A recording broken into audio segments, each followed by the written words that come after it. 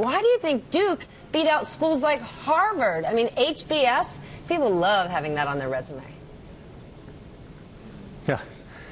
Well, I think that the basic reason is that it's a group that pulls together towards a common goal, and we've worked really hard to identify and attract the students who have the character, values, and sense of purpose to make a real difference in the world and work with and through other people, and that makes them very attractive to the employers wherever they are in the world and whatever sector they operate in.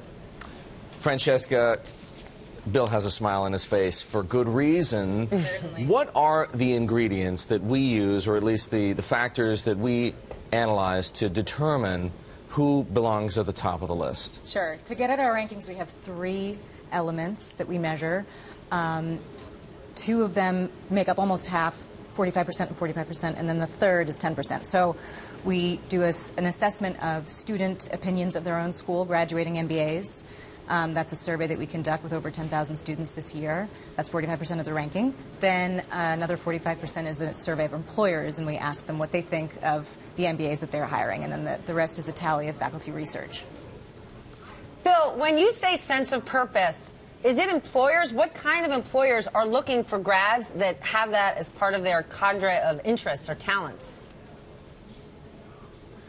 Well, I think that it's companies across all kinds of sectors, whether they're in the health sector, the energy sector, advisory services, financial services, that everybody wants someone who puts the ambition of others and the ambition of the organization ahead of their own ambition and has a sense of purpose to really make a difference and help others make great things happen within those companies. Are you seeing a shift in the last few years of students who are enrolling to get their MBAs who have those type of ambitions? When I think back to 10, 15 years ago when I worked in banking and we did recruiting at schools like Duke or Harvard or Princeton, that really wasn't on the agenda.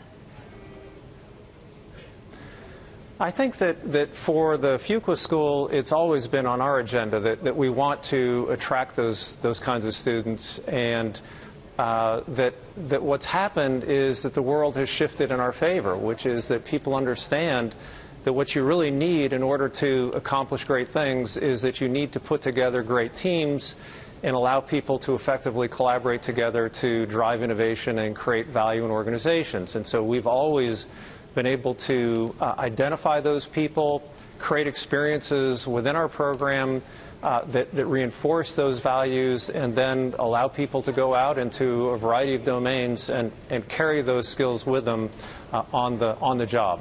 Francesca, when's the last time Harvard didn't make the top 5?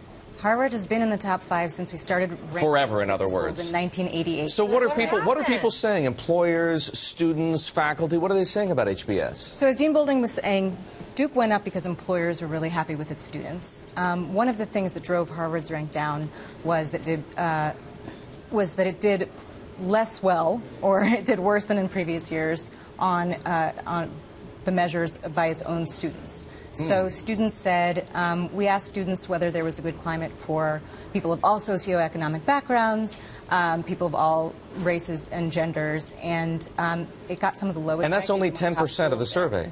No, that's 45%. Oh, that's 45%. Pardon. Those specific questions are just among a suite of questions that we ask them in the student survey, but they count toward your overall ranking. So we actually ask, what's the school climate like? What's the student experience like? So, students aren't as happy as they once were. Dean Boulding, clearly student opinion is important, but as Francesca pointed out, employer opinion is important. Placement is critical for every business school. How much time do you spend with prospective employers making sure that your grads get the best possible jobs in the industries that are most desirable? Yeah. That's a really important aspect of where we put our emphasis, which is we want to be responsive to the world that exists today and the world that will exist and the needs of those employers.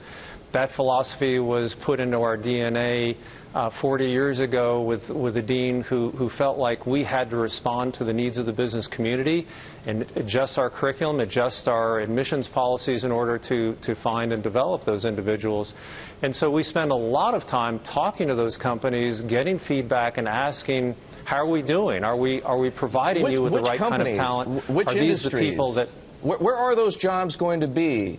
That, you know, you're trying to cultivate relationships where your students are going to want to go, not even necessarily where they want to go today. So where's the priority? Well, that's exactly right. So so there are a number of areas where we're especially strong, and those areas are in the technology sector, where we've seen an enormous growth in jobs in that domain. In the advisory services space, where we have a large number of consulting firms who feel like we're providing them with the right kind of talent. In financial services, where, again, those firms feel like they've discovered that Fuqua students have the right stuff in that environment, as well as in the health domain, where we have a very strong presence in the health sector and now an emerging and growing presence in the energy sector. So we've made bets on big areas of the economy of fundamental importance. Francesca, let's make it a bit more simplistic. When you're polling students, does any of it have to do with lifestyle? This is MBA students who are leaving the workforce and getting to live down in North Carolina, go to basketball games, play golf, as opposed to living in Chicago or paying massive rent in New York City going to Columbia. You know, students are at the really elite MBA programs tend to be really happy at their schools, and that's reflected in the student survey. At Duke, one of the things that we heard over and over again was how much they love their fellow classmates and how much they love working in a team. I mean, it's not just lip service. We even asked employers for the first time this year what qualities they think are hardest to find among new hires. Collaboration was one of them. So it matters.